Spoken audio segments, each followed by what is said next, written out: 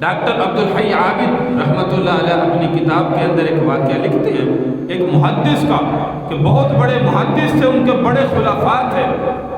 اور سینکڑوں نہیں ہزاروں کہتے ہیں کہ ان کی تحریر کتابیں جو ہے وہ موجود تھیں۔ فرمایا کہ وہ وفات پا گئے، جب وفات پا گئے تو کسی خلیفے کو مرید کو خواب کے اندر جو ہے وہ نظر آئے،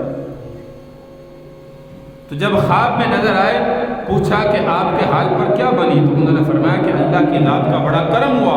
اللہ نے جو ہے وہ میری بخشش کا فیصلہ کر دیا۔ تو خواب میں پوچھا کہ آپ کی تو نیکیاں بڑی تھی، آپ کے بخشش کا فیصلہ تو ہونا تھا، آپ نے اتنی زیادہ حدیث کی کتابیں لکھی ہیں،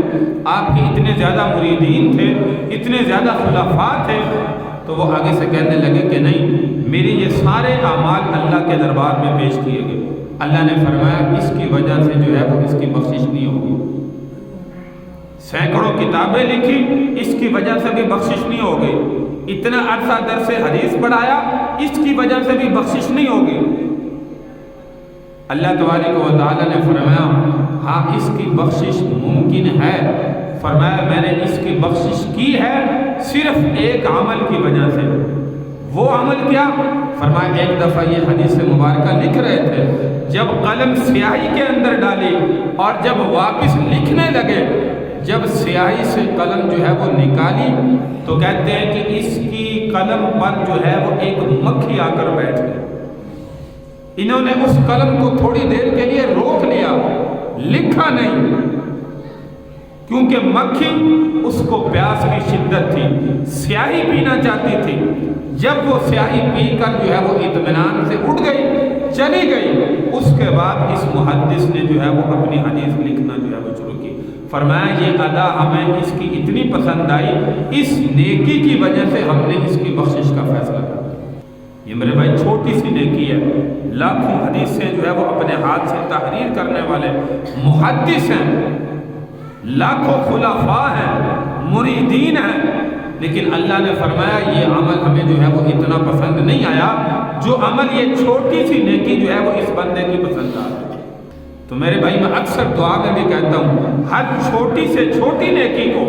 اپنے لیے نجات کا سبب سمجھ کر اس کو کرنے کی کوشش کریں، ہر چھوٹے سے چھوٹا گناہ اپنے لیے ہلاکت کا سبب سمجھ کر اس سے بچنے کی کوشش کریں۔ تو آج حقیقت میں میرے بھائی ہمیں اس بیری کے درخت کی مانند، جو ایک چھوٹا سا بچہ اپنے استاد کو کہتا ہے کہ بڑا ہو کر بیری کا درخت بنوں گا، جو فرمایا مار کھا کر بھی دوسروں کو نفع پہنچاتا ہے، خود دھوپ کو برداشت کرتا ہے، لیکن لوگوں کے لیے جو ہے وہ آسانیاں چھاؤں پیدا کرتا ہے۔ میرے بھائی ہمیں بھی حقیقت میں ایسا مسلمان بننے کی ضرورت ہے، ایسا انسان بننے کی ضرورت ہے، ایسے انسان بنے کہ لوگ ہم سے جو ہے وہ نفع حاصل کرنے والے بنے، لوگ ہم سے تنگ نہ ہوں، زبان سے یہ جملہ نہ نکلے یا اللہ کب اس بندے سے ہماری جان چھوٹے گی۔ یہ نہ ہو کہ جب ہم مرے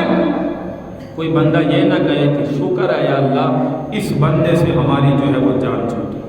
اس نے ہمیں بڑا تنگ کیا ہوا تھا، اس کی زبان سے ہم بڑے تنگ تھے، اس کے عمل سے ہم بڑے تنگ تھے۔ اگر یہ کسی کی حائز میرے بھائی لگ گئی تو یاد رکھیے کہ دونوں جہاں جو ہے وہ شاید ہمارے تباہ و برباد۔ اس لیے ہر وقت دوسرے انسانوں کو نفع پہنچانے کی کوشش کریں، ہم سے کسی کو تکلیف نہ پہنچے، ہم سے ہر بندہ نفع حاصل کرے۔